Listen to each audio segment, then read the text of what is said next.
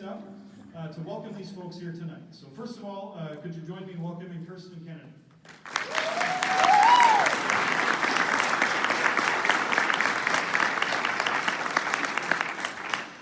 Please also join me in welcoming Michelle Lee.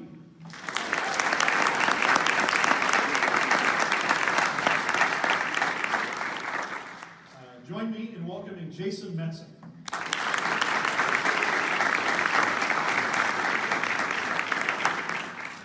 Let's give a welcome to Joe Radinovich.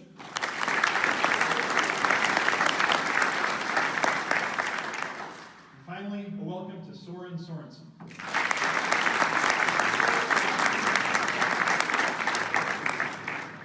Now, the way we're going to do this in terms of order is when we start with a candidate, we'll move from right to left. And so we will start with different candidates and different questions, but just so the candidates know, that's how it will go.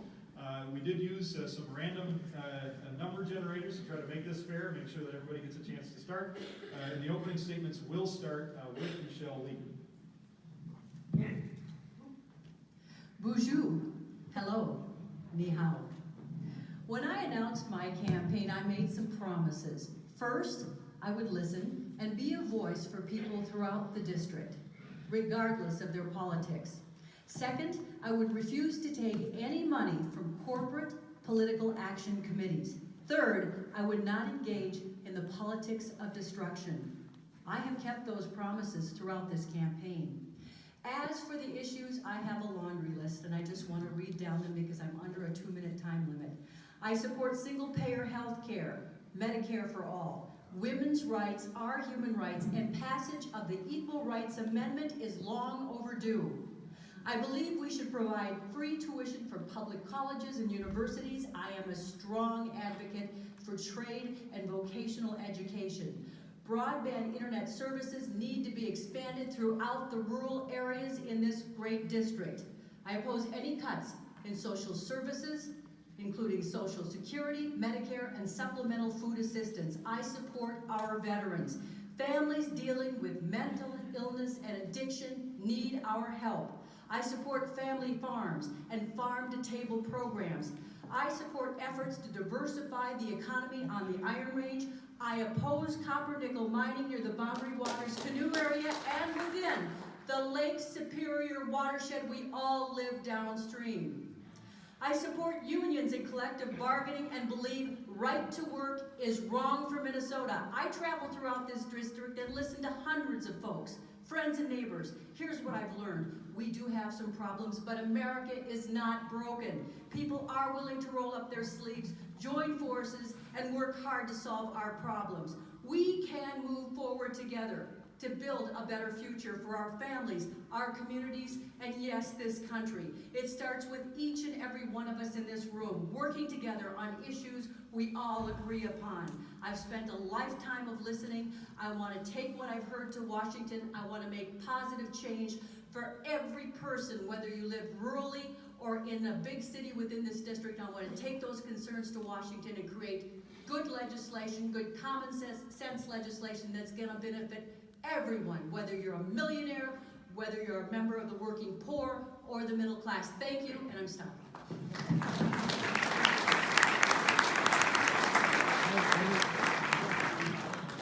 Sorensen. Hello, my name is Soren Sorensen, and my campaign is about human rights. My campaign is about the freedom of expression, securing the freedom of movement. Healthcare is a human right. Nutritious food and clean water are human rights. We need to lift up women and girls and secure the rights and prevent discrimination against folks from LGBTQIA backgrounds. We need to respect the treaty rights of the First Nations. So those are some pretty basic human rights. I grew up near Bemidji, Minnesota. I grew up around agriculture, animal husbandry. We raised goats for meat and milk and bees. We grew vegetables, grew a lot of our own food. We tapped maple trees and we made maple syrup. We ate fish from the lake. You know, more and more, that's not something that our kids are going to be able to do, our grandchildren are going to be able to do. And we need to keep our lakes clean and cool so that future generations can enjoy some of these same experiences. My parents were social entrepreneurs. My mom was a founder of the Northwoods Coalition for Battered Women. She sheltered battered women in our household growing up. My dad started group homes for the developmentally disabled. I understood that that's what people who are secure do, is they help secure the freedoms of others, right? I studied biology and computer science, but activism called me after the invasion of Iraq. Tim talked about turbulent times. I had the experience of working through some very turbulent times in Indonesia, where I was studying biology. I lived and worked through the Asian economic crisis and helped folks recover after the Boxing Day tsunami. My experience in Asia will help us rebuild trade and create market opportunities for our farmers, for our small businesses, and for our manufacturers. So I'm ready to help us rebuild our country after we get through our current turbulent times, and we probably need to impeach Trump, right?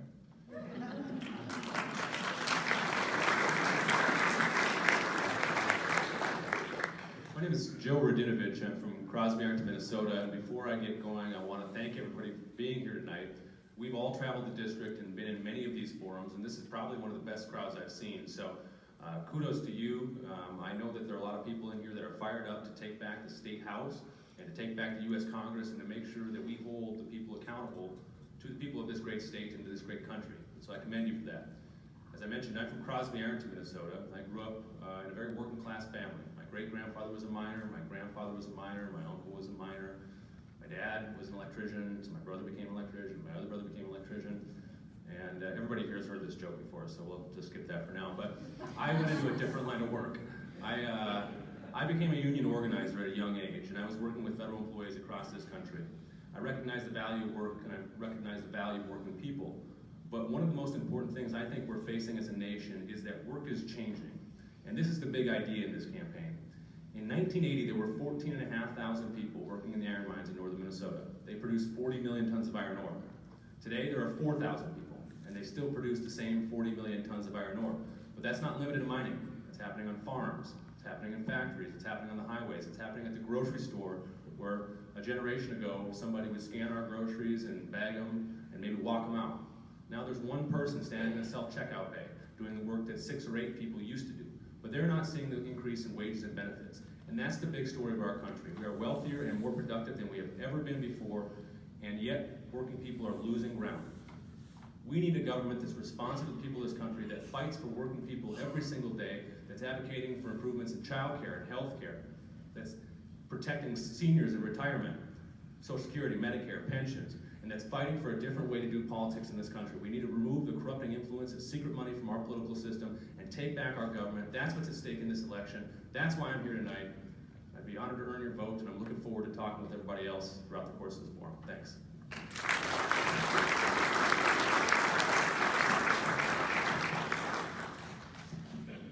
Well, thank you again all for joining us on a nice, cool, rainy night, which I'm sure is welcome for all of you to not have a little bit of warm weather that's keeping you out and sweating. And thank you for joining us here and listening to us and why we want to get out to Congress to represent you. I'm Jason Metsa. I'm an Iron Ranger, a 3-term legislator, a husband and a dad. And I believe in fairness. It's why I got into politics in the first place. I grew up watching people working way too hard just to get by. And when I went to the legislature, it's why I didn't spend a lot of time on the House floor giving speeches. I focused on making sure that our workers got the pensions that they deserve, on fighting for unemployment benefits for our steel workers, on building things, like our Highway 53 bridge up in northeastern part of the district, with American-made steel. I'm solutions-oriented. I like to roll up my sleeves and get things done. And here's what I'm proposing we get done in Washington. It's a Northern New Deal, where we have Medicare for everyone, where we make sure that students can go to 2- and 4-year universities without graduating with a huge amount of debt that's gonna saddle them for the next 10 to 20 years.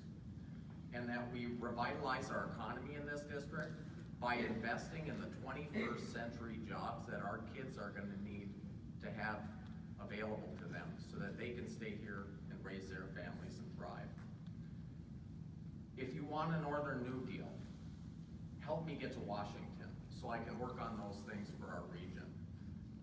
Again, I'm Jason Metsa. Thank you again for being here tonight, and I hope to earn your support.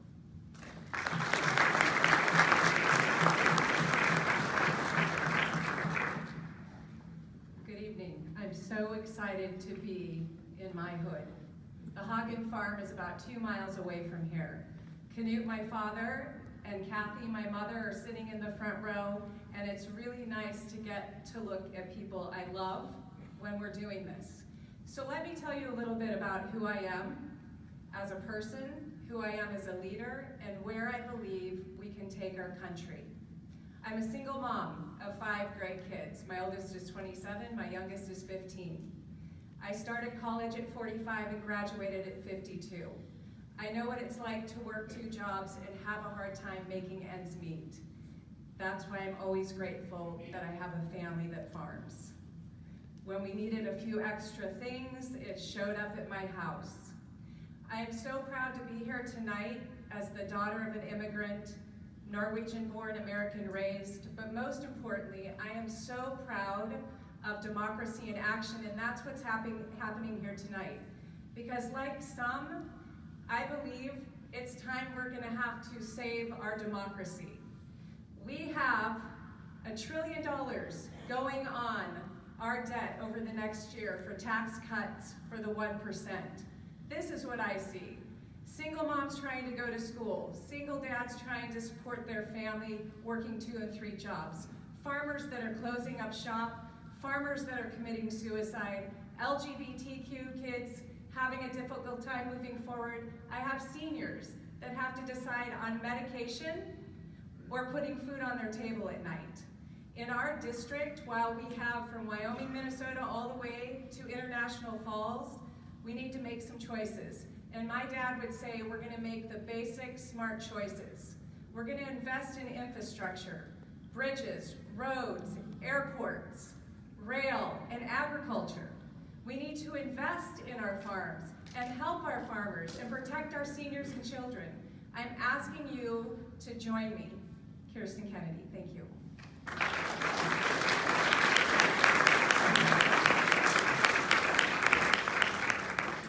For our first question, we'll start with Joe Radinovich. Although the implementation of core pieces of the Affordable Care Act was followed by a dramatic decrease in the number of people without health insurance, there have been continuing challenges in making access to health care affordable and available to everybody. And the Affordable Care Act has also been the subject of continuing challenges in courts, in Congress, and elsewhere. What specific steps would you support to improve our country's healthcare system to enable more people to access affordable medical care? Yes, that's a really important question. I'm going to start with the big ideas first. I'm a supporter of a Medicare for all single-payer approach. I think that's the vision for our country, and the reason I think that's the vision for our country that we need to pursue is because we know that the problem with healthcare at this point in time is that as Americans, we pay more than any per person than any other nation on the face of the earth. The second most is Switzerland, which is 31% less than America. We spend 18% of our GDP on healthcare costs in this country, and we know that Medicare operates at about a 5% overhead rate. Private insurance programs operate between 13 and 18%. And so in my opinion, the question we have for those insurance companies is, what value are you providing for that amount of money? Too many of our healthcare dollars are being dedicated to things that are not healthcare related. They're going to CEO salaries, they're going to advertising, they're going to lobbyists, and there's no more maddening example of this than what happened at the state capitol this year. We know we have an opioid crisis in this country, and we know that pharmaceutical companies have profited from that opioid crisis, and they've even bent the rules so they could sell more pills. There was a solution proposed by a Republican, it was supported by Democrats and had wide public approval. It was called the penny a pill legislation, to tax those pharmaceutical companies 1 penny per pill. So what happened?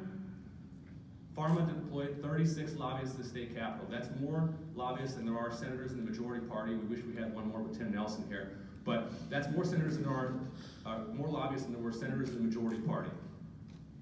They killed that legislation. And as if it weren't bad enough that they took your seat at the table, that special interest replaced the interest of the people, the worst part about it was that when you went to go pick up the medicine that you needed to stay healthy, or that your loved one needed to stay alive, you paid for those lobbyists. That's where your money is going. And we need to make sure that whatever system we have, we hold the people who are profiting from our healthcare system accountable to the people of this country. We need to remove the middlemen and make more efficient delivery of the system. There's a number of things we can do, including using leverage to buy drugs at a cheaper price. We can provide a public option. We can do all sorts of those policy things if we muster the political will.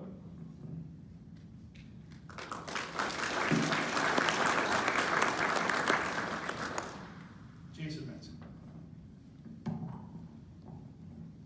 Well, healthcare is a human right, and I believe we need to really work on passing a Medicare for all system. And the stories that I've heard across this district, I'll give you an example. We spent a few days on a community conversations tour in June, about half of the month, going out and listening to people.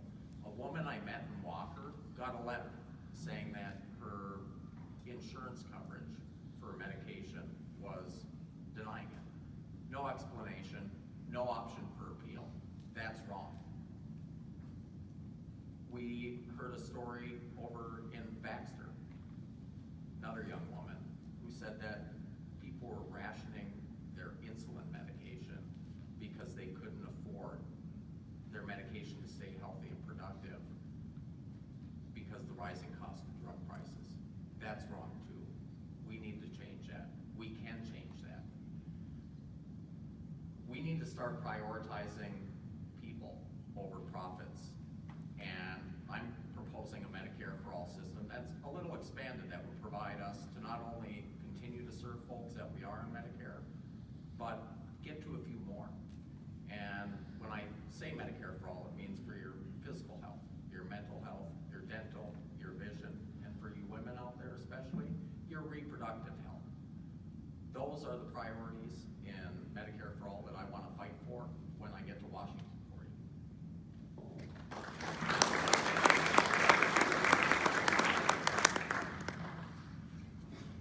Great answers.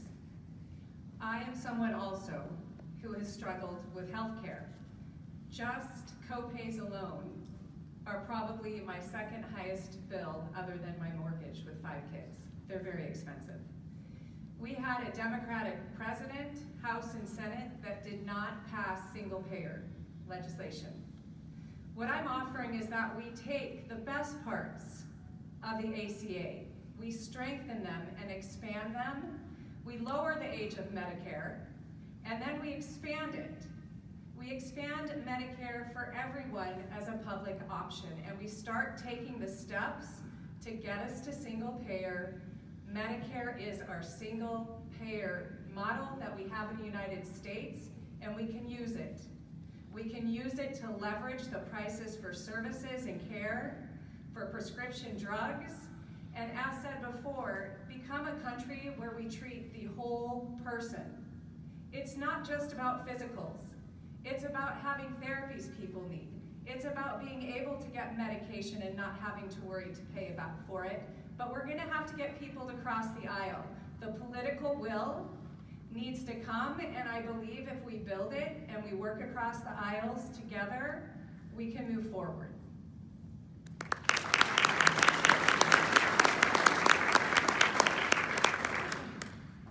Michelle Lee.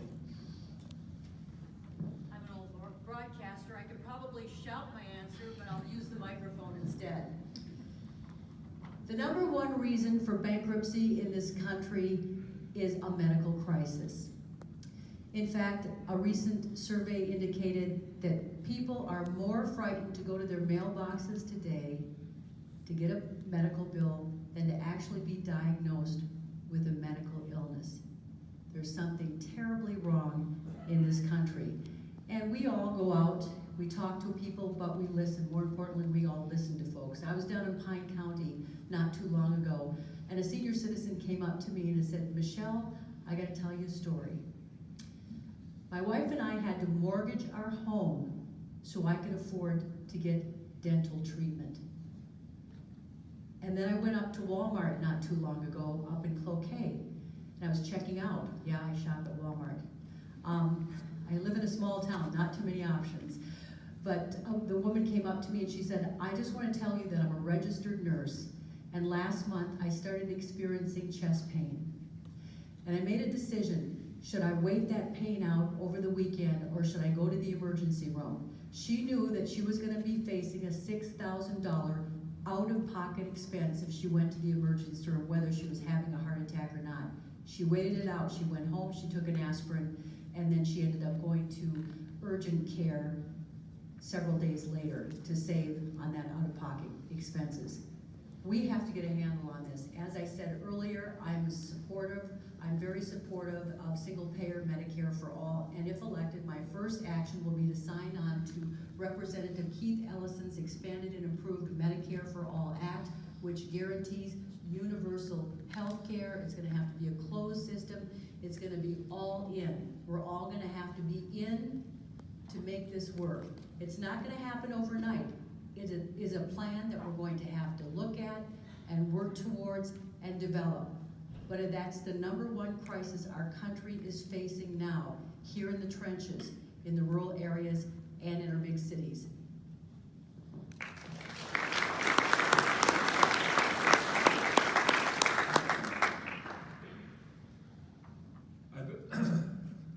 I've been an activist for Medicare for All, or HR 676, for 9 or 10 years now.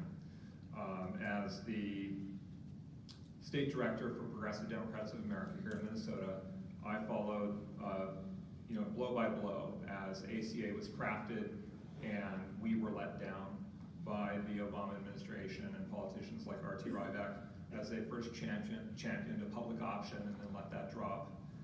Some of the problems with ACA include that individual mandate and tax penalties for those that can't get a policy that works. There are not enough well-run exchanges. It's resulted in businesses hiring fewer people for less than full-time jobs so that they can stay under those thresholds where they don't have to operate under the ACA. So the failure to create a public option and the individual mandate and some of the restrictions that end up being passed on to employees with fewer hours are some of the biggest problems with ACA. Also, our companies have a opportunity cost when they are searching for benefits packages and insurance for their employees. That's something that companies in the UK and Germany don't have to contend with. So HR 676, or an expanded and improved Medicare for all, is the best solution for our country. It has a lot of advantages. It is a human rights issue, and that's where I'm going to replace the ACA with Medicare for all. Thank you.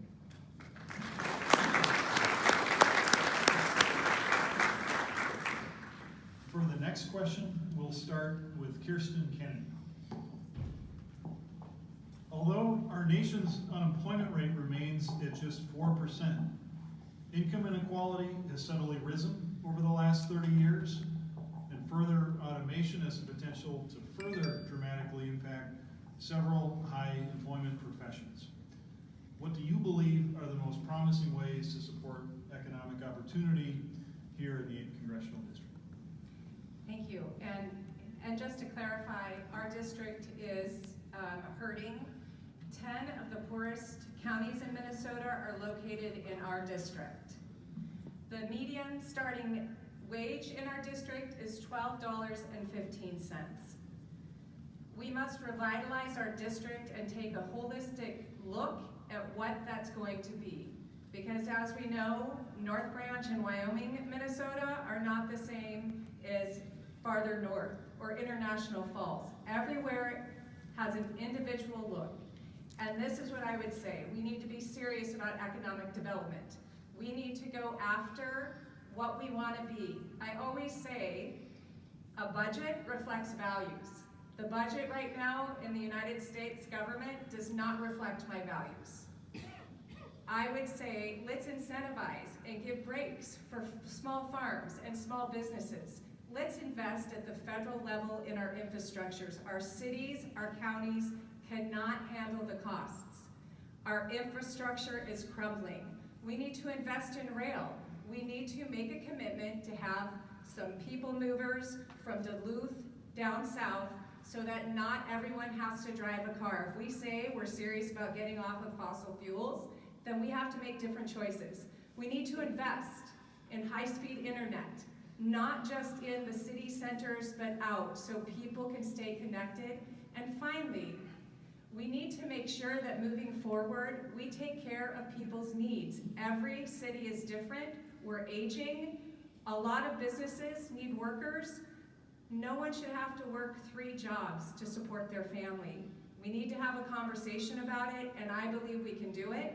If we went in $1 trillion to give 1% tax breaks, we have the finances available to make it right in our district.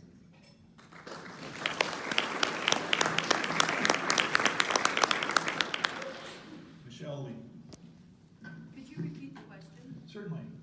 Although our nation's unemployment rate remains at just 4%, income inequality has steadily risen over the last 30 years, and further automation has the potential to dramatically impact several high employment professions. What do you believe are the most promising ways to support economic opportunity here in the 8th Congressional District? Well, first off, I believe education is the great leveler. It lifts all boats, truly. And when I travel around this district, it's not a question of a shortage of jobs. It is a question, we have a shortage of trained workers. You could go to a lot of the trade schools, a lot of the VOTECs, and they're producing young people to fill jobs.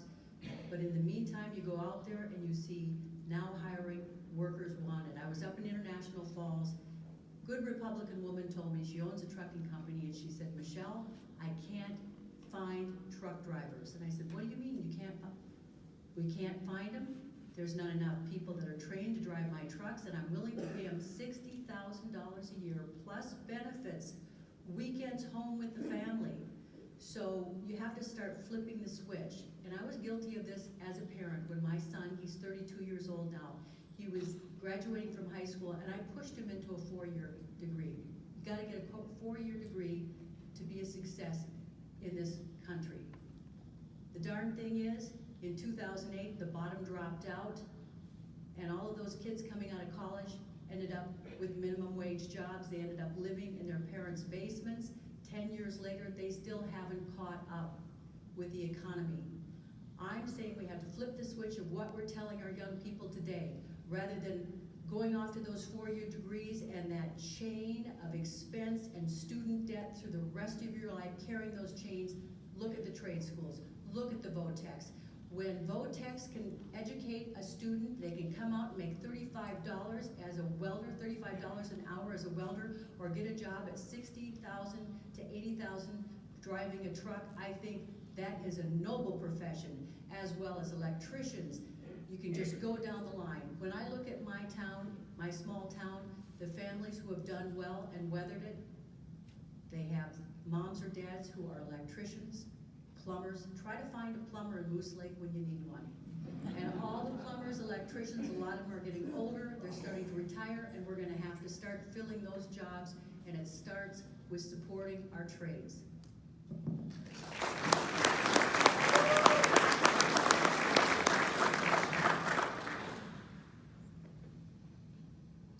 So Kirsten said that our budget is a reflection of our values, and I think that's true, but we also need to look at the return on investment, and I think there are some really neat places where our values, where we're trying to do the right thing, matches really well with what kind of ignites the economy, right? When Obama and Biden were working on the stimulus package, one of the things that they increased dramatically was food stamps. They increased food stamps, or SNAP, 10% across the board, because poor people have to spend the money that they have, right? Food stamps helps farmers, it helps grocers in small towns, and it builds the bodies and brains of tomorrow's workforce. So we need to increase SNAP. We need to consider universal basic income in order to keep money flowing through Northwood's economies. Social security benefits often are the only source of money in a lot of our small towns. Obama did a couple of other really neat things, right? So he made it possible for equity crowdfunding. Before 2012, in order to have a chance of starting a real business that might go public, you needed to have a network of people you already knew. You had to have previous relationships with qualified investors. You needed to be surrounded by millionaires and billionaires in order to build a business that would go public. Now we've got equity crowdfunding. We need to support entrepreneurs. We need to create regional markets for wealth, for creating wealth through, get off Wall Street. I mean, Wall Street is so toxic. We need to raise capital locally to meet our own demands and support local small businesses that can begin to solve our problems and stop relying on the big infrastructure projects and these toxic companies like Glencore and Enbridge for jobs. So that's the start, right?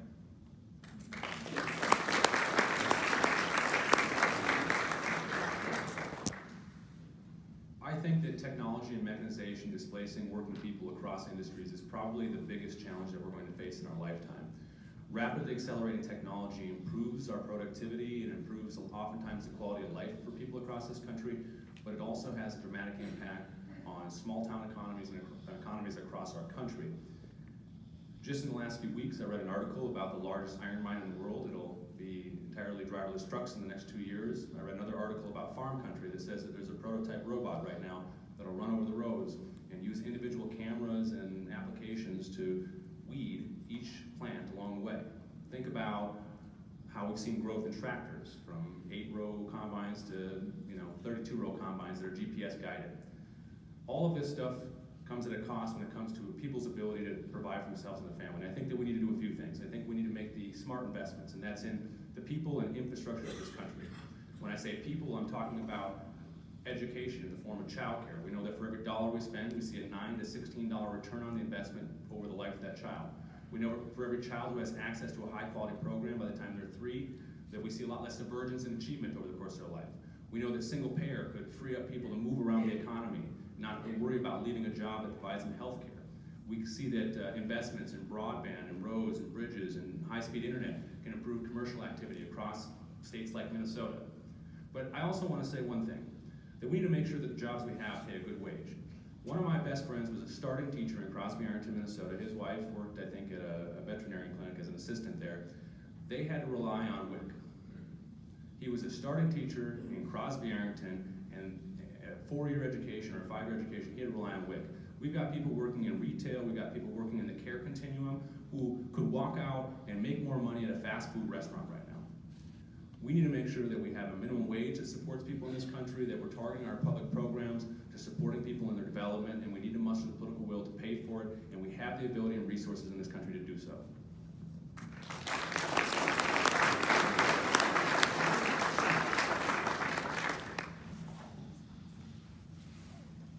One of the things that I outlined in our Northern New Deal was making sure that we're prioritizing 21st century jobs. We need to protect the jobs in this district in order to move forward, but that's not nearly enough.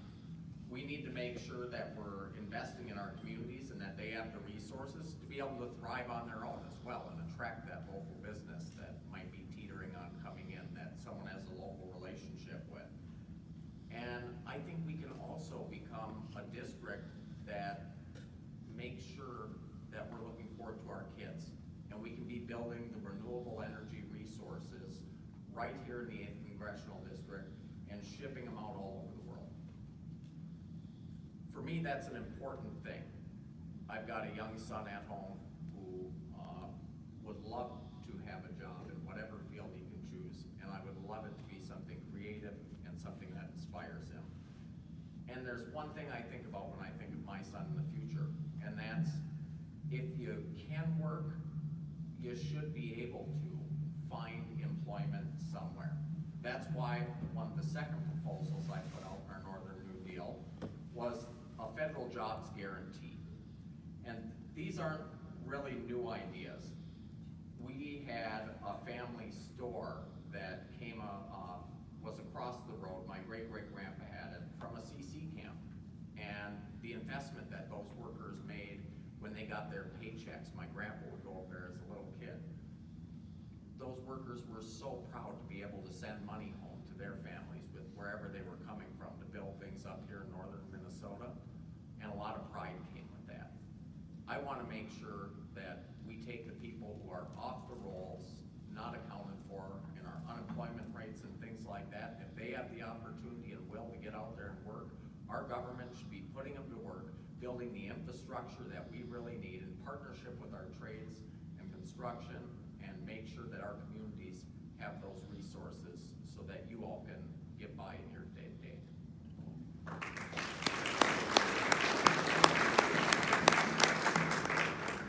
For the next question, we'll begin with Sorensen. Although these estimates vary based on policy changes and changes in our economy, reports in June suggested that Medicare's Hospital Insurance Trust Fund would be depleted by 2026, which is 3 years sooner than the estimate given by the administration just a year ago. And a companion report suggested that the Social Security trust funds for old age benefits and disability insurance may be depleted by 2034. What specific steps would you take in Congress, support in Congress, to seek to ensure that those supports continue to remain available over time? The most straightforward way to pay for keeping Social Security and Medicare solvent into the future is a tax that's being championed by the National Nurses Union and it's championed by Bernie Sanders. It's time that Wall Street begin to pay its fair share. It's called the Robin Hood tax, and it's a 0.5% tax on some Wall Street transactions. And that goes a great distance towards paying for these programs into the future and paying down our debt. So I think that is the most obvious target, and I think we outnumber Wall Street. You know, we need just the tiniest bit of political will to demand that Wall Street begin to pay its fair share, and we can roll back some of these tax cuts that we've seen recently with the GOP tax scam, the Trump tax scam, that will cost us enormously. There are a few programs where we can save quite a bit of money. One of those is in education. Some forms of student debt relief would save money. If we can just forgive the debts of people who have no capacity to repay, we'll begin to save money. With Medicare, I'm worried that too often, especially with an aging workforce, that Medicare is paying for injuries at work that workers' compensation, private insurance should be paying for. So I would like to see Medicare lawyer up on behalf of seniors who are working and disabled people who are working who get injured on the job, and be make sure that Medicare is not paying what travelers and other big insurers should be paying for.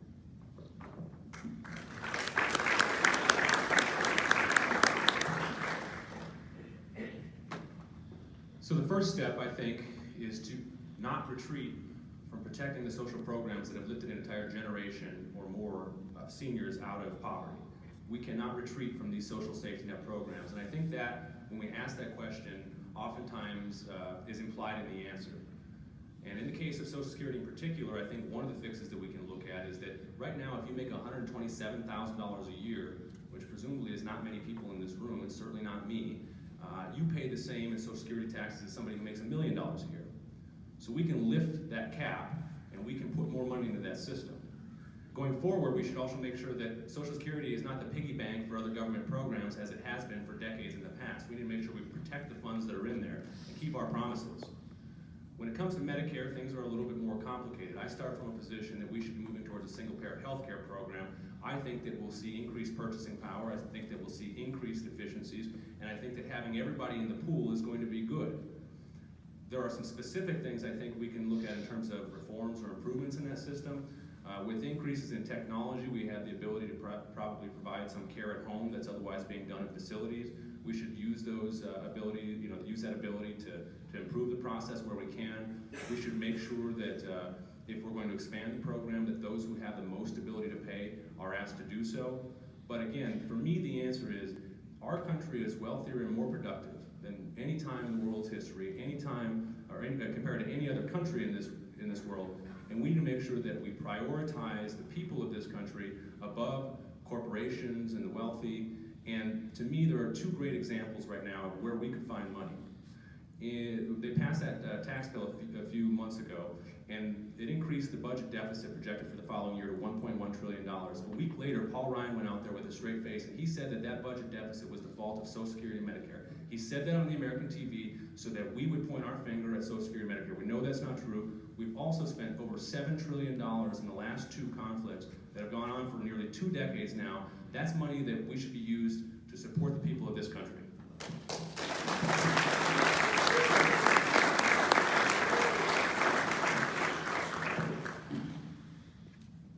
You know, I was raised where if you make a promise, you keep it.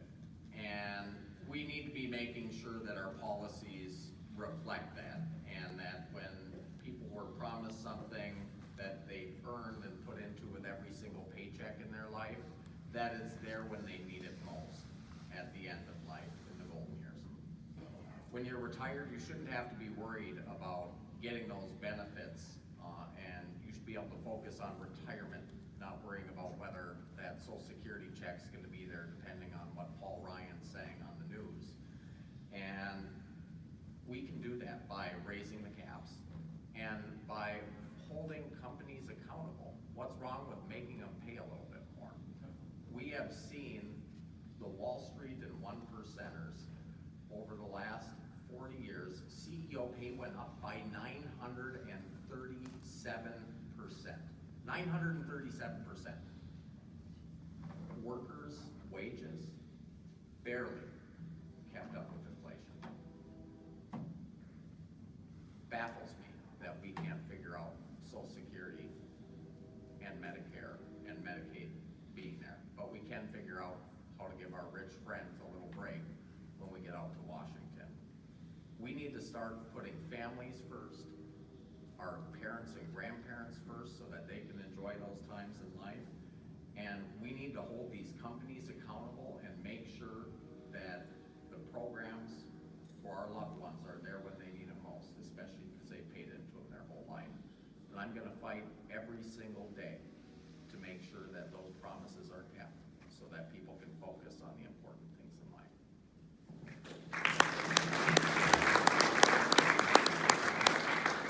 Thank you both for your answers.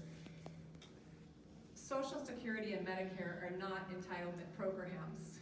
They are money that's been put away by American workers, people that are disabled, and this is not who we are as a country. I believe the majority of people living in our country agree to protect our seniors, our pension holders, and our people with disabilities. And how we do that is what I mentioned earlier, and it is not a radical assessment to say we need a fundamental restructuring of our economy. And what that means is the deficit hawks, who have always said 0%, 0%, we have to keep it low. They gave away tax breaks for the 1%, not just human beings, corporations, because you know they're human beings now. Citizens United should go away quickly. Is making sure that we have a deficit that reflects our values. And what that means is protecting Medicare and Social Security is not unheard of. It means putting our money where our mouth is. It's something that doesn't get touched. The US bonds are like gold around the world. For people to say that we cannot spend anymore or we cannot have a deficit is not factual. It's not the same as our budgets at home. It's much different, but we decide where that money goes. Let's reverse that tax break, and let's use that $1 trillion to make sure our programs are funded. And that people are first, not corporations, but people. From the time they are born until the time they die, that's why it's important to have leadership in Washington that says no one gets left behind. I'm asking you to join me in protecting what people have earned and moving us towards an economy that reflects who we are as Americans.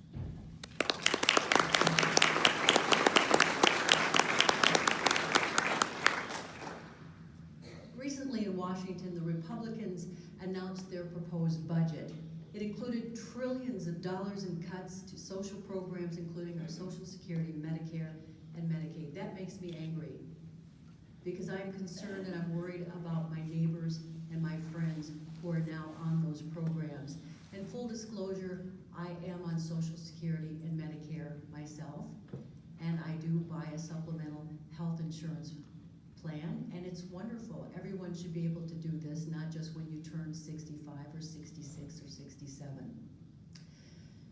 The numbers of what those Republicans are talking about is staggering.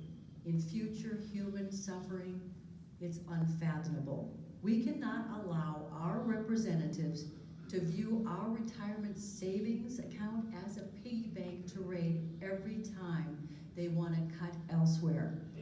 To replenish, number one, those big tax cuts that they just gave to the extremely wealthy, the uber wealthy, and corporations. Ask anyone in this room who has ever worked and who has ever received a pay stub. You know what those boxes you see every week, every 2 weeks.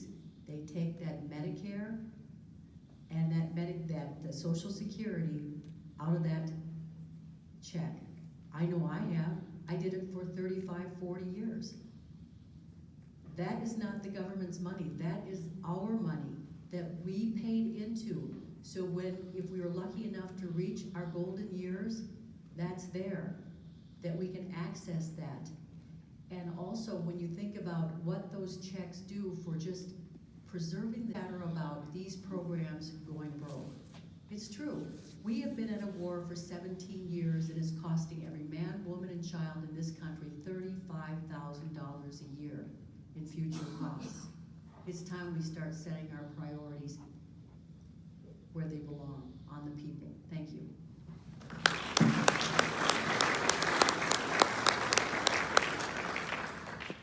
For the next question, we'll start with Jason Metsa. From North Korea to NATO to Russia to tariffs to trade policy and immigration, the relationship of the United States to the rest of the world has been the subject of intense recent attention and debate. And our next member of Congress from this district will have some role in helping shape that relationship, again, of the United States to the rest of the world. What can you share about your view of what that role is for our country?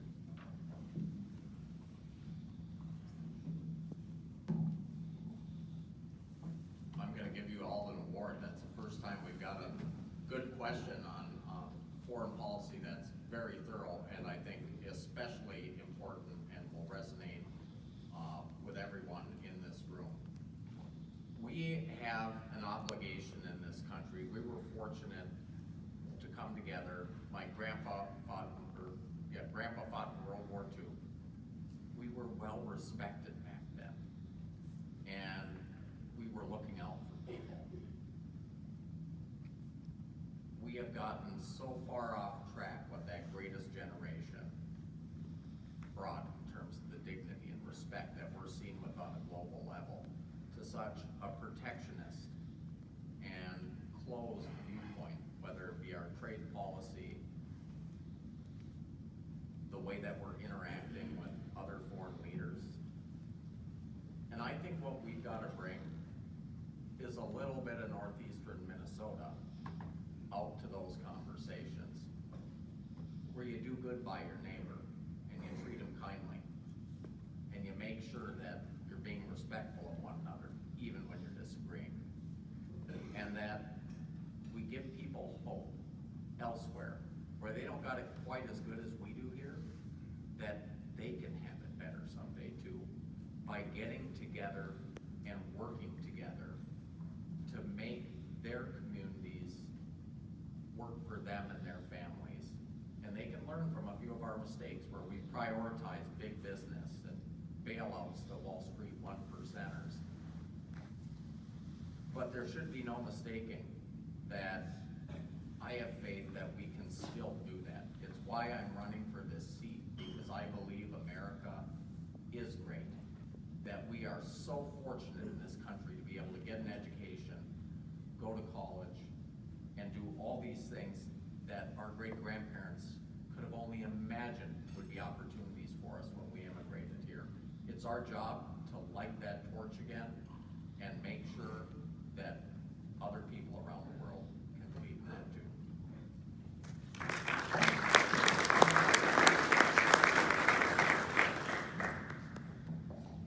My father, Knut, was 2 when the Nazis invaded Oslo, and he was 8 when they left. If you want to hear what it's like to let bullies have the reins, just Give him 5 minutes. I'm sure there's a lot of people in this room that have not forgotten. The wars happened, and frankly, as my dad always says, we're still in Korea. How long ago was that? We have become, in this administration, an isolationist country. I have really not seen that in my lifetime. It was always diplomacy first. Let's learn how to lead and listen and assist instead of destroying, demeaning, and leaving people behind.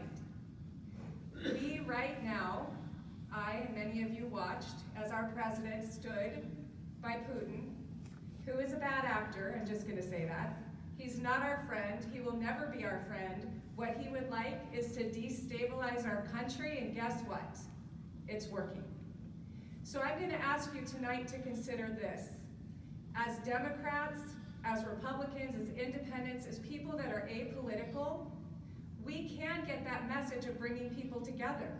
We can get that message of putting people in positions to represent us on the stage around the world as people who believe in climate change and believe in human rights and don't just pick up and leave the sandbox because we didn't get our way. I know we can work things out. I know we can travel abroad and not have to be embarrassed when people say, what the hell's going on in your country? And have to say, how do we even have an answer for that? The answer is this: we work together, we don't retreat, we resist and we persist, and we make America proud again. Thank you.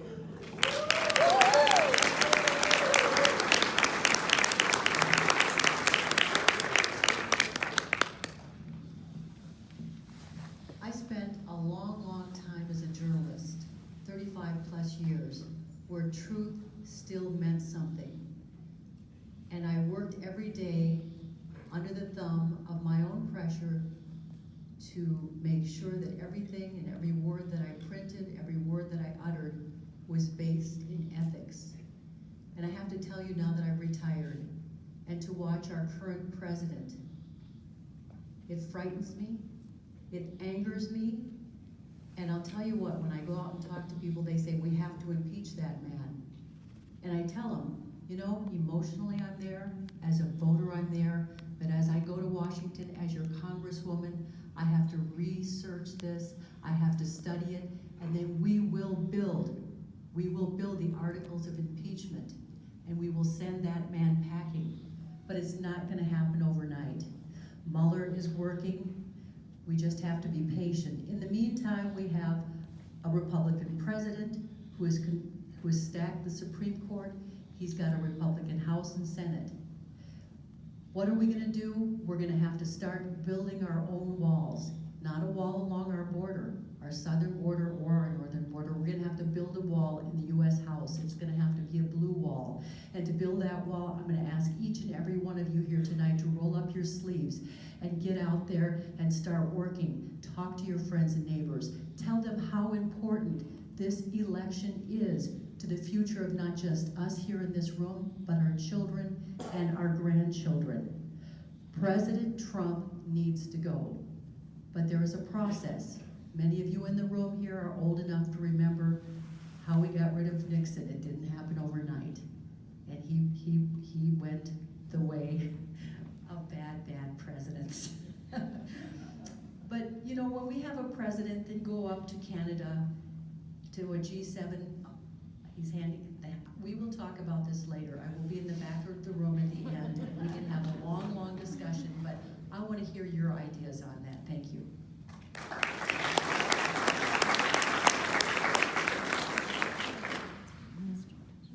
I apologize. I'd like to have the question repeated. I think I heard four different answers to the same question, so I just want to make sure.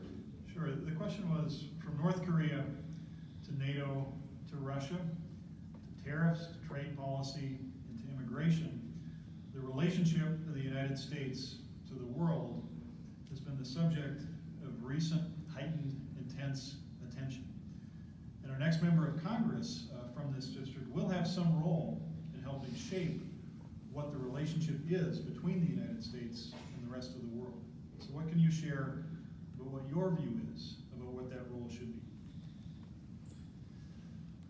Without a doubt, Trump is undoing the world order, the Pax Americana that we've enjoyed for the last generation.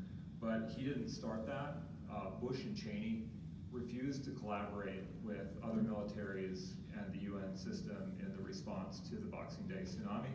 And I was there on the ground in Indonesia and doing a fair amount of translation as a civilian volunteer for our Navy.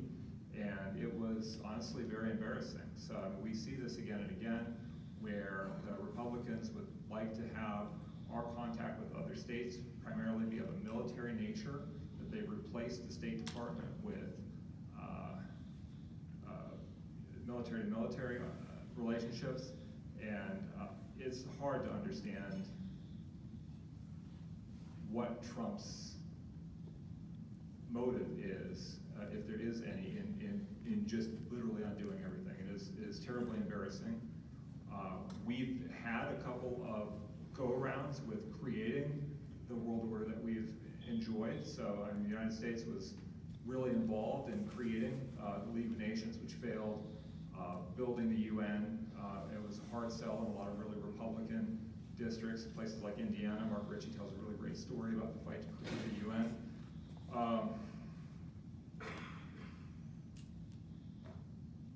So I think that my experience working abroad, working within the UN system will be an asset, and I look forward to finding a way to rebuild our country in a truly fair way.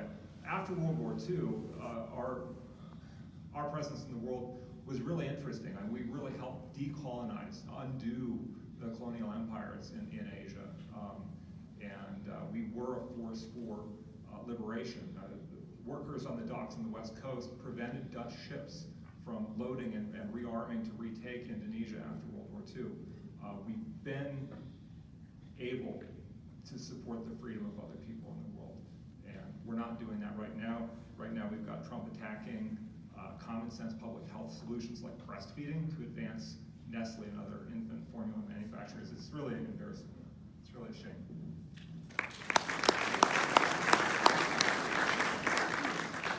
America is the land of the free and the home of the brave. It's the country that invited its citizens to engage in the pursuit of happiness. And it's the country that said that certain virtues like freedom and equality and liberty are inalienable and not bestowed upon us by man, our fellow man. It's the strength of these values that are written in places like the Declaration of Independence and in the Constitution and at the Statue of Liberty that I think have set a light for the world for many decades. America has an opportunity to continue to lead the world when it works in league with our partners across the globe. And I think what we're seeing today is that the administration in Washington, D.C. has found a way to make friends of our adversaries, or attempt to make friends with our adversaries, and to make opponents out of our traditional allies. And I'm deeply concerned by that, because I don't think that the road that we're heading down right now is in line with our traditional democratic values. I think that countries like North Korea and Russia would be important to have peace with, but I'm very skeptical of their motives at this point in time. And I don't think it's worth our alliance with other NATO nations to pursue that. When it comes to immigration, I think that we have another obligation in this country, which is that we know these virtues exist, but we know that there have been times throughout our history where we've fallen short of them. And I think that patriotism means not just knowing these verses and what these words mean, but I think patriotism means questioning your government even when it's your own team. And I think that what we have to examine in this immigration situation, for one thing, is what the legacy of our impact in Central America has been. The people who are coming through Central and South, or Central America through Mexico to our border are coming because they're fleeing from countries that have been war-torn, oftentimes because of our intervention there over the years. And so we have to both be optimistic about the future of our country, aware of the good things that we've done in our past, critical of the things that we think we should improve, and we need to keep fighting every single day. This democracy falls apart when people like us fail to care any longer. And so that's why this race is so important.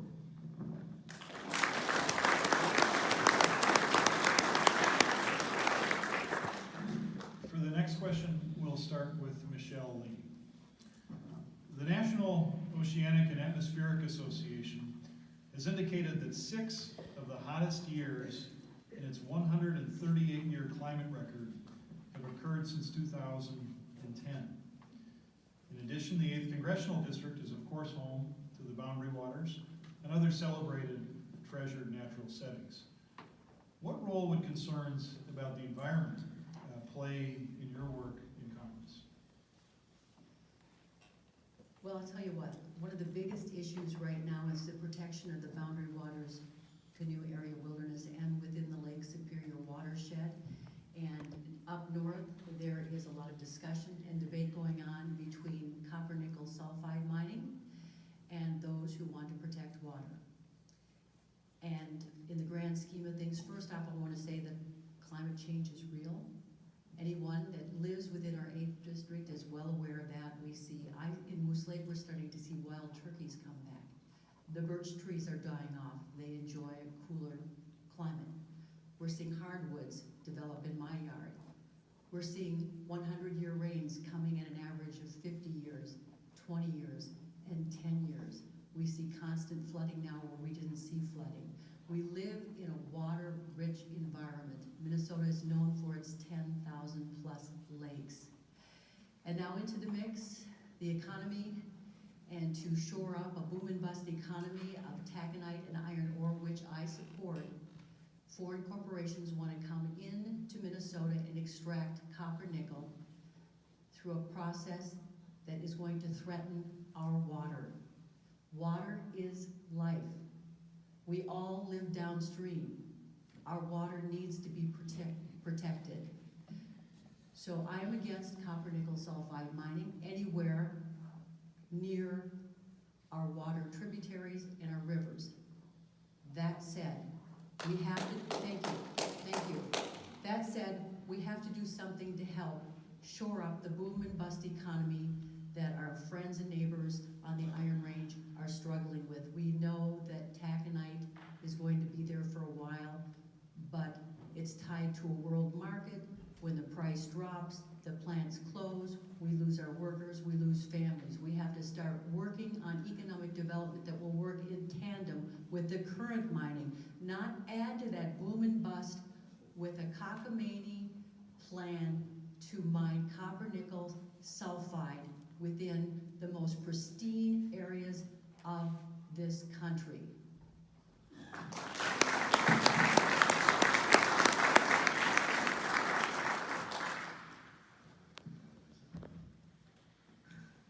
A few years ago, Minnesota 350 and the University of Minnesota Duluth held a climate symposium for the benefit of publicly educating U.S. Congressman Rick Nolan on climate science. And he patiently sat through some really stunning presentations where scientists working on the lake showed with their UAVs how they were measuring the increase of temperature already in Lake Superior. They presented a future that is bleak if we don't act. And I was kind of impressed that Representative Rick Nolan committed to reversing climate change, but we haven't seen concrete steps to do that. And I've spent a lot of time thinking about what that would have really meant if he had met that pledge. So we are looking at a transition from a forested landscape to a savanna, that we would see fires, right? We have, in addition to forests and wetlands, we've got substantial peat reserves in northern Minnesota, and pretty much everywhere else globally, peat has been exploited as a fuel. So it's a really kind of neat, rich, locally abundant but globally rare environment, and we risk losing that. And we've had some peat fires in the Bemidji area. They smell terrible. I've been in environments where peat has been on fire for decades in Southeast Asia. It's not a good future. So we need to avoid that. We need to keep our climate cool. I do have the beginning of a plan where we pursue the carbon taxes, where other nations are already collecting it, that we allow our First Nations and our local land managers to tap into that, to begin to manage our forests, to sequester carbon and preserve biodiversity. I think that'll require some changes, probably to the state constitution. I mean, the DNR kind of has a responsibility to support the extraction of timber and mineral resources. And we need to instead start thinking about how we pay people to preserve the climate, the lakes that we love, the fish that we love, the mix of forest species, tree species that we have. Thank you.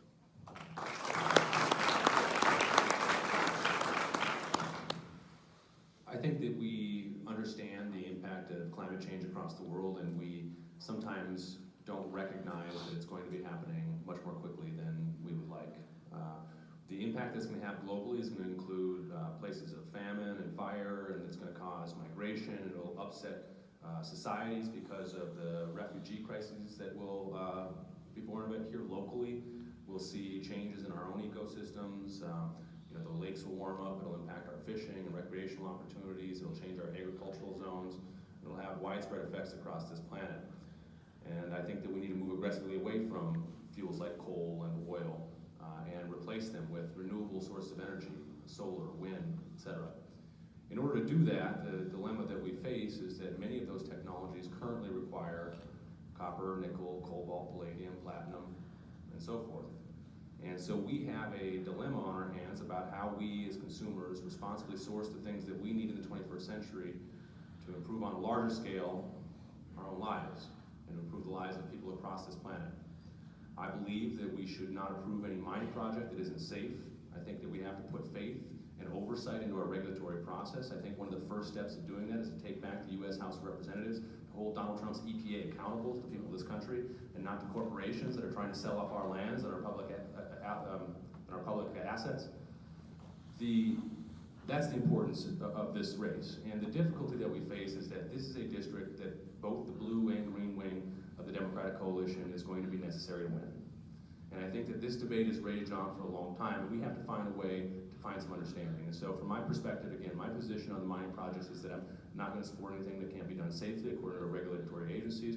I think that the projects in question have different statutes that are applicable to them. I think that Twin Metals has a federal statute that we're going to see a review of, probably through the U.S. Forest Service, to determine the appropriate uses in the Superior National Forest. I think that's a good thing to do. We need to make sure that we get it right if we're going to do it.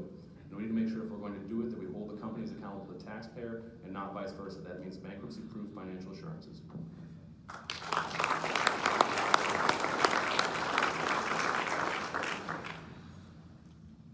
Minnesota has a strong history of stewardship and sustainability.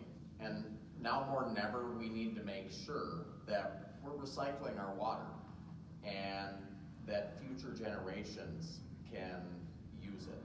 And that means protecting our water means we need to invest in it. We need to make sure that the water infrastructure is there in our communities, whether they're up in northern Minnesota, down here in the southern part of this district, or anywhere else in the state that we're having these issues.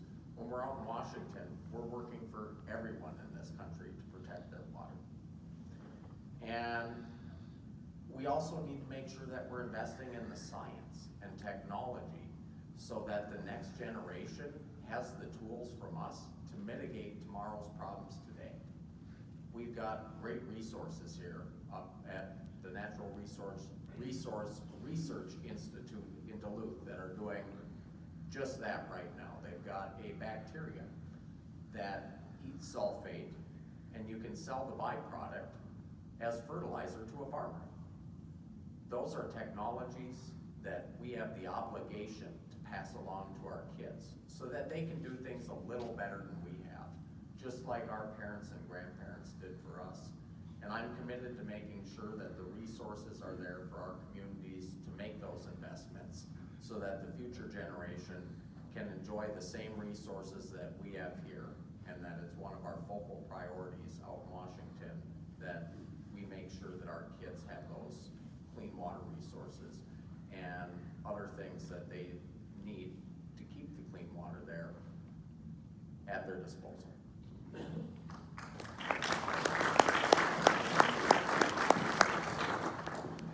First of all, having a brother-in-law that's a climate scientist means that he would say climate change is already here, and we're not doing very much about it. And in Minnesota, how that affects us, as a second-term mayor in North Branch, our infrastructure, some of it, especially under The streets is 80, 90 years old.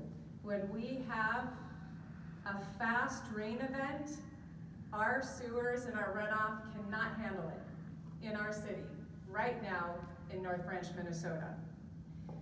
What it means for us is, once again, to decide who we want to be when we grow up. America, as far as countries go, if you've traveled anywhere else outside of the United States, we're sort of a toddler. And sometimes that means we care more about bigger and better and consuming than we do about protecting and sustaining what we have. So we get to make a choice again. Do we invest in getting off fossil fuels? Do we make going green, like North Branch is now a green step city, do we make our whole district green? Do we create incentives and tax breaks for companies that want to take us off of fossil fuels and to a greener economy? Are we really willing to invest in rail so that we can move more people and everyone doesn't have to drive in a car? How big can we make our roads? Is there a way we can do that like other countries are doing, where we actually make roads that light up? What about that? What about trails that light up? What can we do to make it easier? Well, first of all, we have to make it affordable, because I would love to have solar on my home. It's not affordable for me right now as a single parent. Let's change it, let's decide who we are, and let's commit to getting off fossil fuels and becoming a leader in the world for sustainable development. And finally, it's the first time I've seen the stop sign. Believing in climate change, as Paul Douglas says, does not make you liberal, it makes you literate.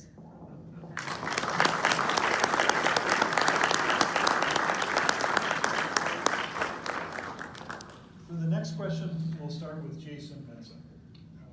Since the last election, events in Hollywood, Washington, and Minnesota have added renewed attention to the struggle to ensure that women are able to live and work in environments that are safe and empowering.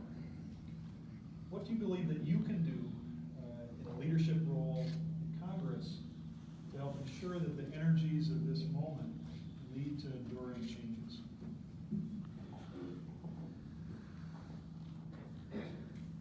First of all, I think we need to applaud all the women who have come forward to share their difficult stories and situations.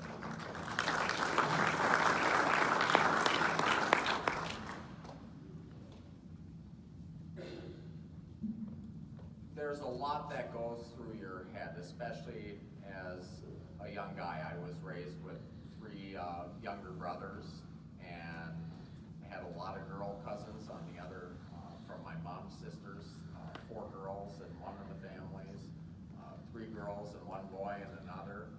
And so I was fortunate to grow up and was taught to respect women at the workplace, at home, and in every encounter that I had. You open the door.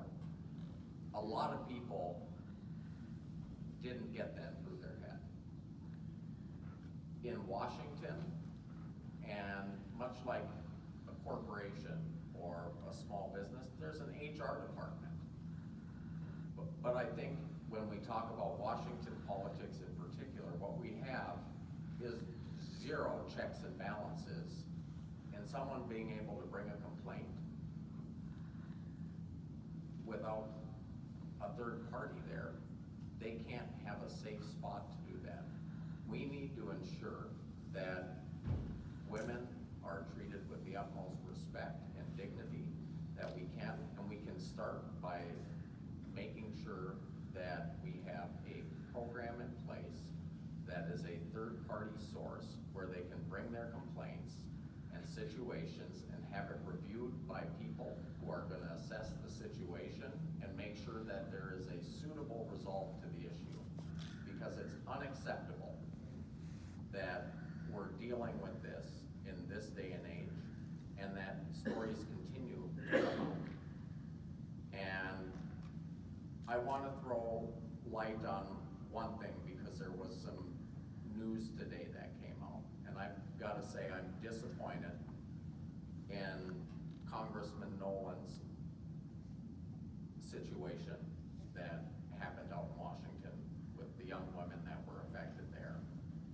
applaud them for coming out. I have the deepest respect for Rick as a friend, but to have that happen really hurt. And we need to make sure that it doesn't happen again.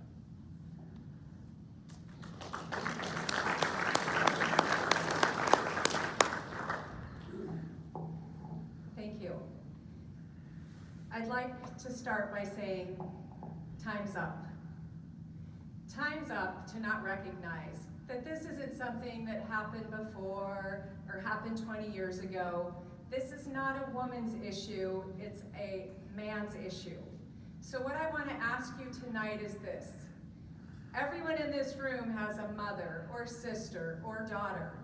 We have not passed an equal rights amendment for women. Exactly. How can that be?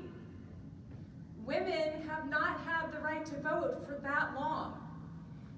I'm going to say it right now, me too, 54 years old, and it's not just one time it happens. And so how it ends is by this, saying zero tolerance. Not just saying it, not just writing it in a policy, but living it. So if you're around and you see it happening, or if you've participated in it and you need to make some amends, if you want to always say, oh, look at that sad thing that happened there, it's happening right now in our Democratic Party, in our state, in our cities, in our country. You know how you can change it?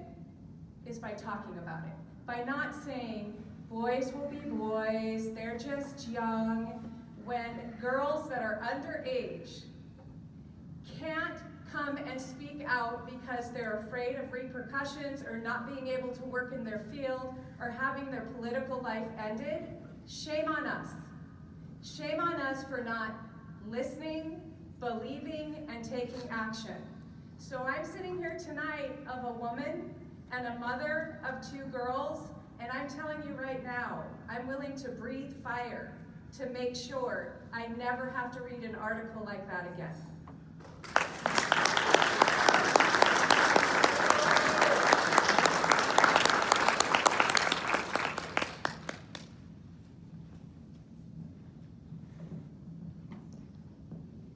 One of the neatest things I've seen in many, many years is the courageous women who have come forward in the past year or two with the Me Too movement.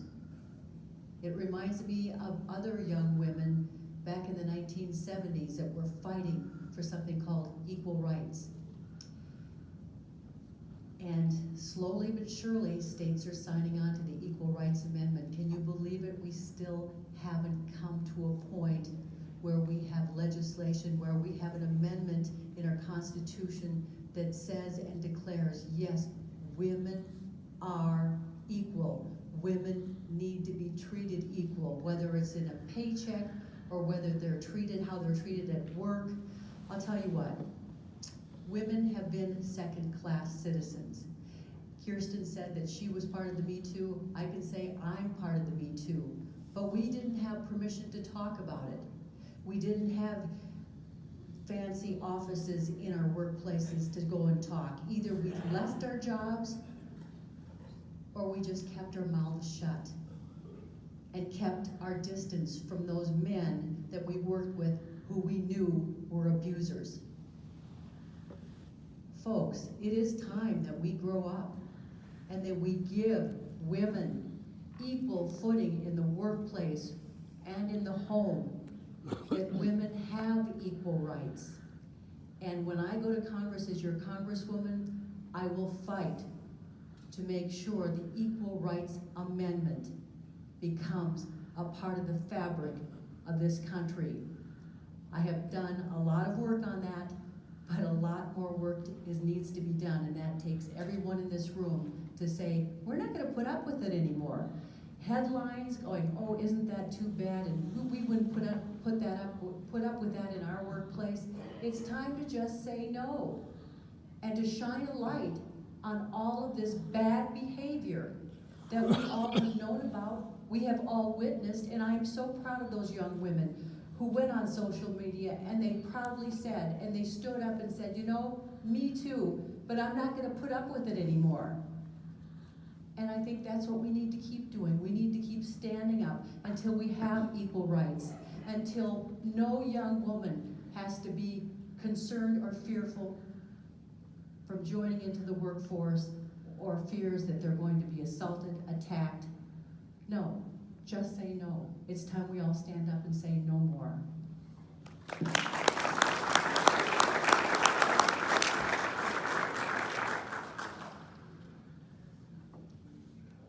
So I grew up around the struggle to pass the ERA and in protests and organizing meetings that my mom and her colleagues had to, there was a demonstration at the Beltrami County Courthouse every time a woman was killed by her husband, or a woman was charged for fighting back against an abusive husband or lover. And there in Beltrami County, surrounded by the 3 very large Native American reservations, we see a lot of red dresses hanging in trees as a symbol for it. The problem with missing and murdered Indigenous women, it's really, it really is alarming, and it's one of the big reasons to fight against the man camps that are going to follow the Enbridge pipeline expansion. That would result in what Quebec and Republicans in this district have talked about when they talk about turning the copper sulfide mining opportunity into another Bakken.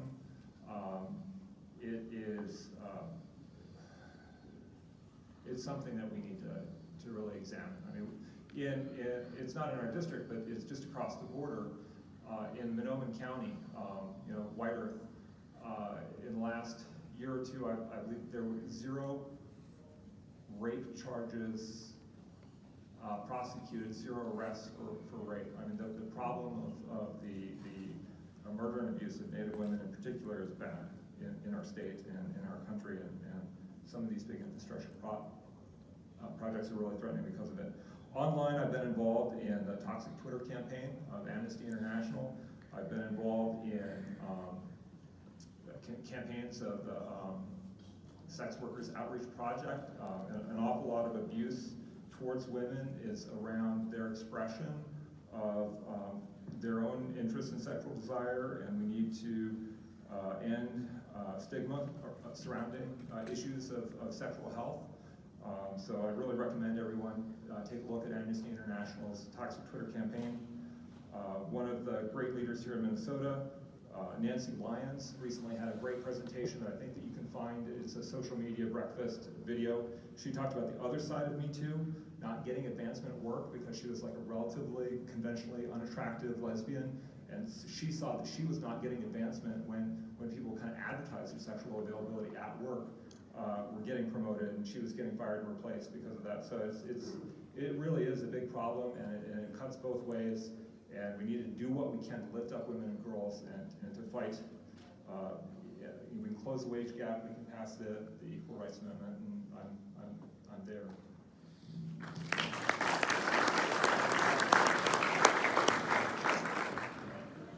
The first thing that we need to do is believe women, period.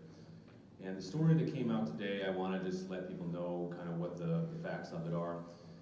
MidPost reported today that in Congressman Nolan's office in 2015, there was a man who was the legislative director out there, and he was harassing young women in the DC office on the federal side. The women came forward and complained, and the man was he was made to leave the office under the terms of retirement, essentially. Several months later, in January 2016, I took over the Nolan campaign. I hadn't worked with the Nolan operation before, and federal leadership suggested that I hire this gentleman onto the campaign to do some work that we needed done. The young women who had experienced that indignity in the Washington, D.C. office found out about his hiring and came to me and explained what had happened in Washington, D.C. When I found out, I was irate, and I went to Congressman Nolan and demanded that he be fired, and then I fired him. That's exactly what I did. The worst thing about some of this is, number one, the experience that too many women have dealt with. One of my best friends was a central figure in the story. She had never told me what she had endured in Washington, D.C. She was a young 20-year-old woman who got out there for her first job, and her supervisor harassed her on a daily basis, and she was meant to feel as if her job performance depended upon his satisfaction. I can't imagine what that's like because I haven't had to deal with it. And so I was proud to stand with those women and to insist on that man's firing, and I'm proud to stand with them in their bravery in bringing this story out today. I think it's important that they be heard. And the reason it's so important for me is I think that that type of behavior is one behavior on a continuum of behavior that starts with the idea that somehow men have ownership or possession over women.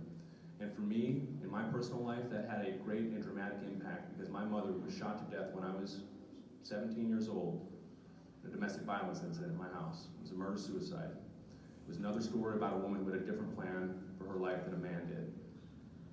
And I'm not going to let that type of behavior happen in places where I'm occupying. So I thank those women for standing up.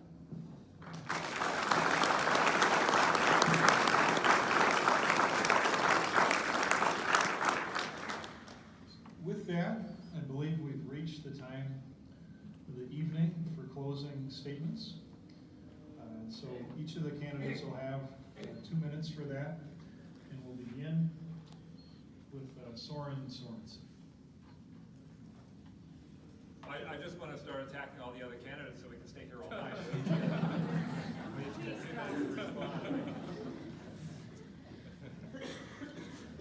Well, I hope, have we turned this off now?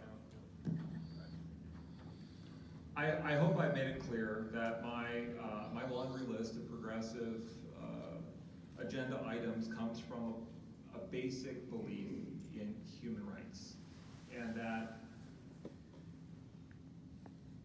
despite my relatively new entrance in this race, my lack of the kind of campaign coffers that maybe being cozier with Enbridge and following that would give me, that I've managed to inspire a few of you to go out there and do the work. We're only going to win this district if we mobilize people, right? If we recruit volunteers, we knock doors, because the other side always has more money, right? Sheldon Adelson personally outspent everything that the Rick Nolan campaign could raise 3 to 1, right? This district has been in the past one of the big spending districts. Our only way to inoculate ourselves against that toxic media environment is to talk to our neighbors about what we really believe in. And I think that a lot of people will find something that they will love in my agenda. I've had a lot of Republicans, because I knock every door, right? I'm not going after likely primary voters. I'm not just talking to Democrats. I'm knocking every door. And I'm finding a lot of conservatives, they don't really love my socialism, my Medicare for all, but they fish. You know, they really honestly want to preserve our landscape. They're farmers. They really want to increase our market opportunities. They want programs that are designed to conserve on the farm to actually pay for themselves because they want to do these things. So I think we can win. I think we can win in this primary with your help, with your small donations. So I hope to meet all of you at my table back in the corner and get $1 or $2 from each of you, and a commitment to work a shift on primary day. Thank you so much.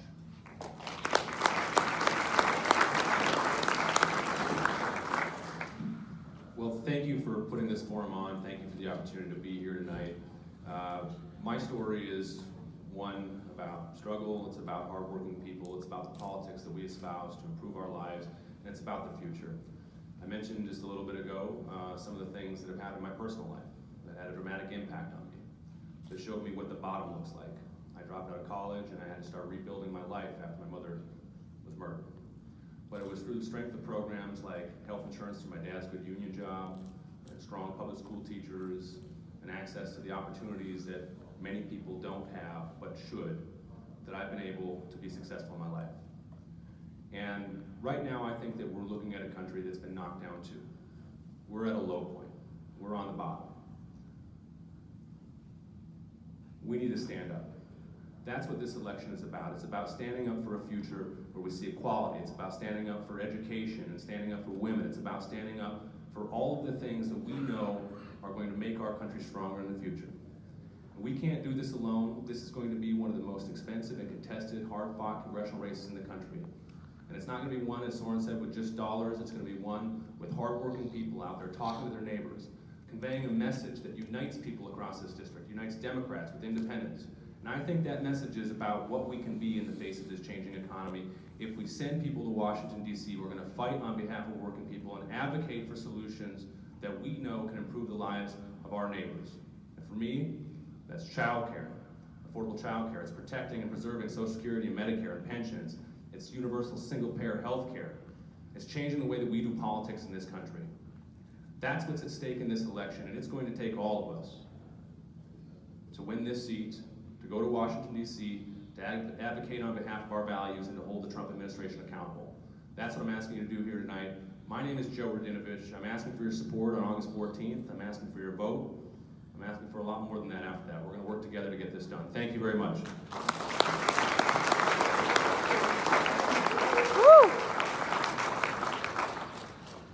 So again, thank you all for coming. My name is Jason Metsa. I really appreciate you taking a little time out of your night for us all tonight.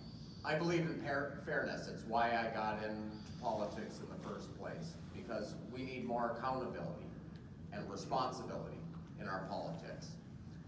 And people shouldn't have to work hard and not be able to get by their whole lives, which means we need to focus on making our government work for those people again, versus the Wall Street one percenters and big business that have been the priority out in Washington for too long now. I knew that to serve this region best, we needed as a campaign to start by listening to the voters in this district.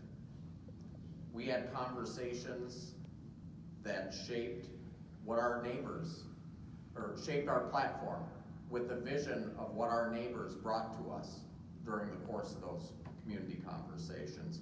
We listened to you and we built it into our Northern New Deal.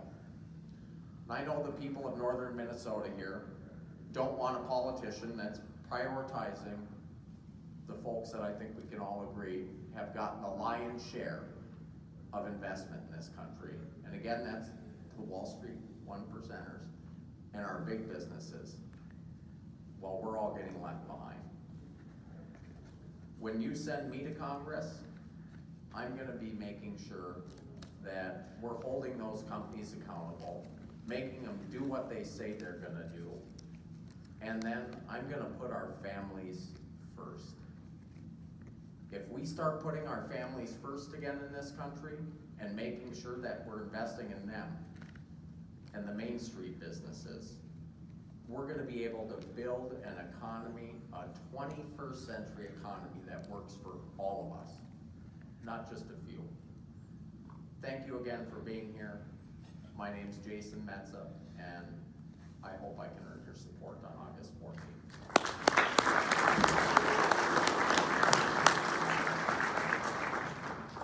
Thank you so much for coming tonight. Tim, I just want to let you know that I'm so grateful you're there on a mic and I'm not in your courtroom. You're trying to put me in jail, but I'm grateful for your work. I want you to know that as a parent, as a daughter of an immigrant, as someone who's been on multiple tours with their Navy husband and lost a marriage and lost what I thought life would look like and had no health insurance for the first time in my life and had to volunteer at great food programs so I could bring home a little extra to my family. I fight every day, like I have for my whole life, to make my community a better place. And that community, as a mayor, has turned into a region. And now for me, it's turned into a district. I will lead, not just for Democrats or Republicans or independents or for apolitical people, but for every single person from every corner of our district. I believe that together we can get it right, and we can get immigration right. As a woman, more women in Washington and leadership at the local, at the state, at the federal level, helps us make decisions that we should be helping make. No man, I hate to say this because my dad's here, should ever make a decision about what a woman does with her body, or her health care, or her vote, or her ability to thrive in the United States of America. As a woman, I have watched as people have lost rights, rights that we fought for long ago, being eroded. But I refuse to work in fear or hate or blame everything on the government we have right now, because guess what? We as a people can change it. Get out and vote. Vote for change. Vote for more women in office. Vote blue.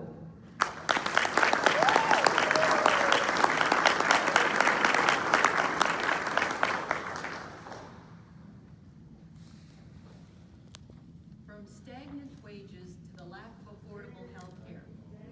Your mic. I will turn the mic on. Is that better?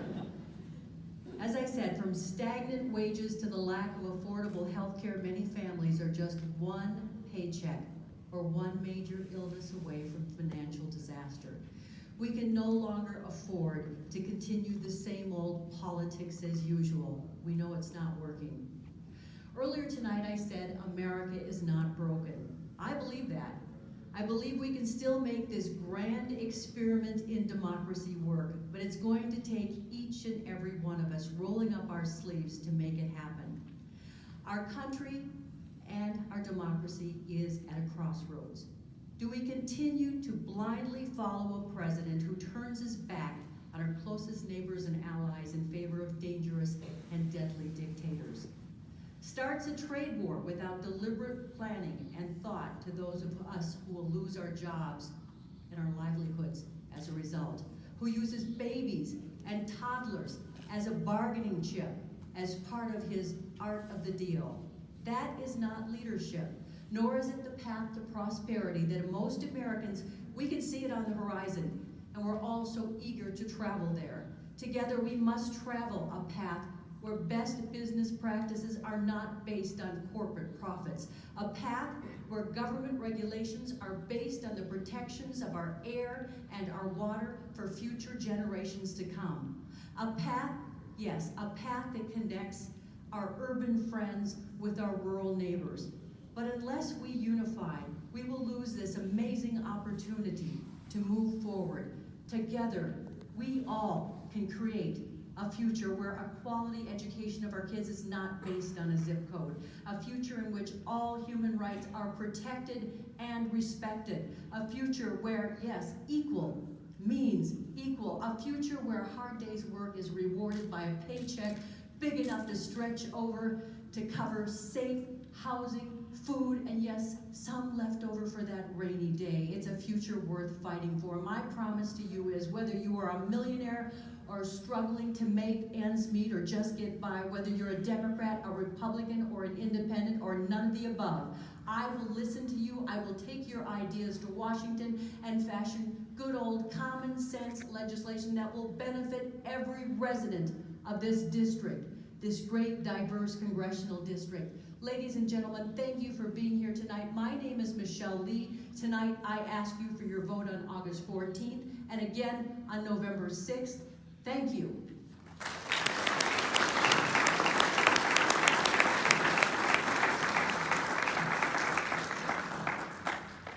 And with that, please join me in giving one more big round of applause for all of these candidates that joined us here.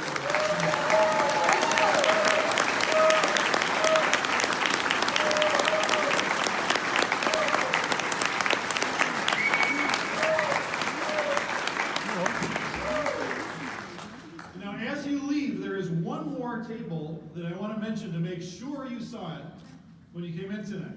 Now, there's a table out there where you can find a form to register to vote.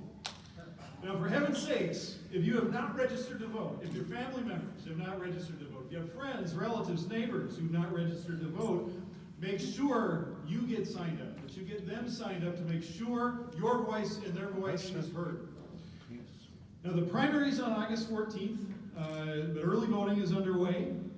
And if you heard a candidate tonight, or a cause or an issue that moved you, There are ways to make your voice echo in ways that go beyond just voting in that primary. There are sign-up sheets out there at the tables for a lot of these candidates to volunteer, or just generally to volunteer within Senate District 32. And although no one can do everything, everybody can do something. And please also remember that after August 14th, there's a saying in politics that once you get down to the general election, the choice is not between a candidate and the almighty. It's a choice between a candidate and the alternative. So if there's a candidate up there, who's your favorite? They don't make it through the primary. Remember that when you go to the polls on November 6th. So thanks again to everybody for making it out tonight. Thanks to everyone that made this happen. Safe travels. We hope you get